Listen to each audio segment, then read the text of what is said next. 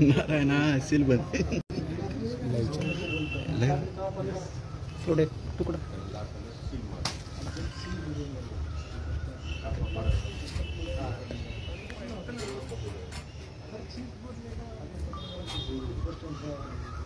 हातावर पडत हातकड खालचा होता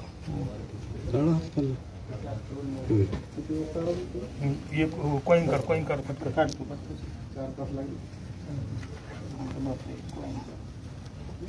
जायचं पटकट जवळून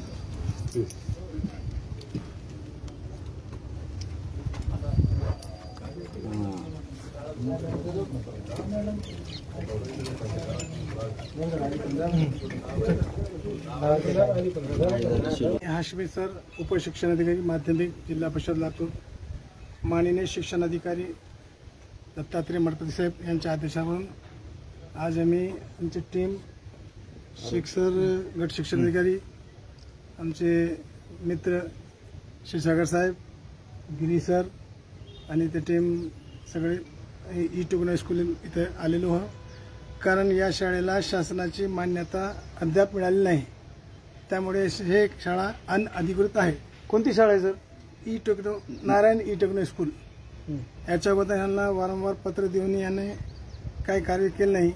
त्यासाठी आज शिक्षण विभागाने याला सील ठोकण्यात आलेला आहे. अशा एकूण किती शाळा आहेत लातूर शहरामध्ये? आता त्यावर काही 21 पासून आमची शोध मोहीम चालू आहे. किती समोर आले? आता येईल. आता यांना 25 पर्यंत आमची शोध मोहीम चालू आहे. ते आम्ही तुम्हाला कळवू. आता गेल्या वर्षी या शाळेमध्ये जे ऍडमिशन झालेले आहे त्या विद्यार्थ्यांचं शैक्षणिक नुकसान होणार नाही म्हणून काय खबरदारी घेतली जाईल? आता ते या शाळेवर अगोदर समायोजन होणार आहे का त्या विद्यार्थ्यांचं दुसरीकडे? आता जर याला परमिशन मिळालं नाही तर समायोजन करतील हे लोक, करावं लागेल. या शाळेला या अगोदर तसं पत्र दिलं शाळेने की या शाळेतील विद्यार्थ्यांचं इतर शाळेत स्थलांतर करावं. देऊच ना. है ना? सर, पण गेल्या वर्षी देखील ही शाळा सुरू होते अशी माहिती. गेल्या वर्षीपासून आम्ही कारवाई करलो आहोत. हां. गेल्या वर्षापासून यांचं आम्ही पत्र दिलं यांना, पण यांनी काही बंद केले नाही. आज बंद करण्याचं. कुठल्या परवानग्या नाहीत ते सांगा. कुठल्या परवानग्या नाहीत शाळा चालवण्याच्या? कुठल्या परवानग्या नाही? शासन मान्यता नसल्यामुळे हे अनधिकृत शाळा आहे, ते चालवता येत नाही. बरे, आंध्र प्रदेशच्या एका मंत्र्याची शाळा असल्यामुळे काही दबाव आहे का शिक्षण विभागावर? नारायण नाही, तसं काही नाही. तसं काही नाही. नाही. या शाळेला काही अगोदर नोटीस दिलेली होती का? एक मिनिट, पूर्ण वाक्यात बोला. काही दंड वगैरे ठोठावलेला होता का? त्यापैकी त्यांनी काही भरलेला आहे का?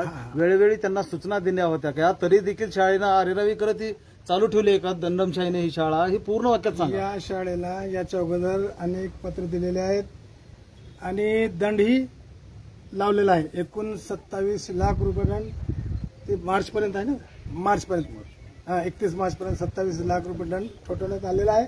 त्यापैकी यांनी 1 लाख रुपये भरलेले आहेत. नंतर काय केले, भरतो म्हणून असं पत्र दिलं वरी शासनाला.